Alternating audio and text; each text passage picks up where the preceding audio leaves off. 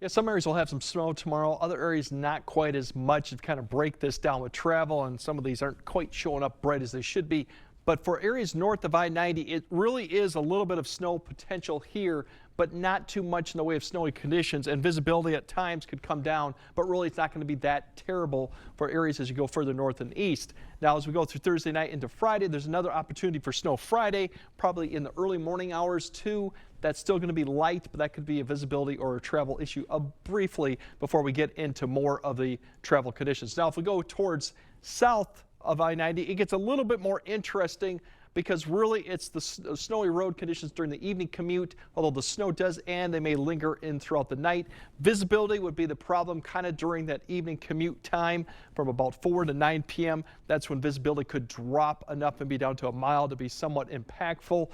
So that's what we're keeping an eye on right now. So it's a minor event, but the thing is it's going to be during the evening commute. So really the tail end of the snowfall really has pushed further south and west. So some areas to the west of Prairie du Chien just into Iowa may get into that 3 to 4. I doubt anyone will probably see the 6, but then as you go further north, it drops off very quickly east of the river to where you're going up towards Eau Claire. You might get a ½ inch at the most, and further north, maybe a trace too. So not a very impactful large event, but once again, the timing is always sometimes that can make a big difference. And that's really when it's going to come through.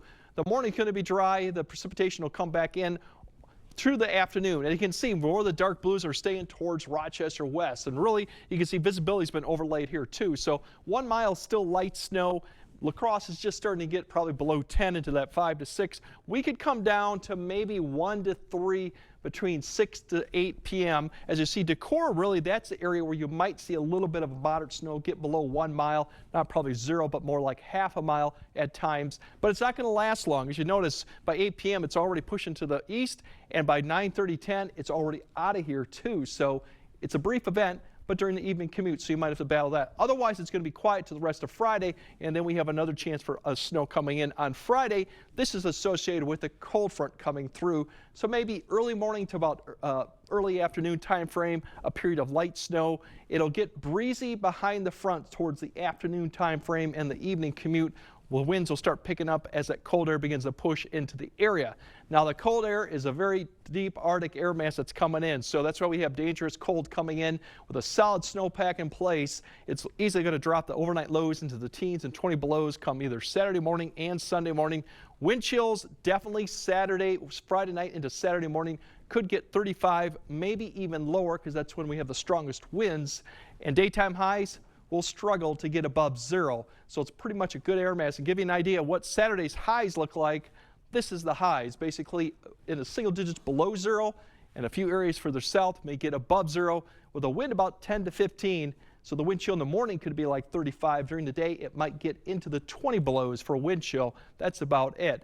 And it only gets worse on Sunday morning, as I think that'll be our coldest morning with many areas in the 20s. And I would not be shocked if some areas, northern Wisconsin, even Minnesota, eventually hit 30 below with this type of air mass in place. But that's a big but, because look at next week.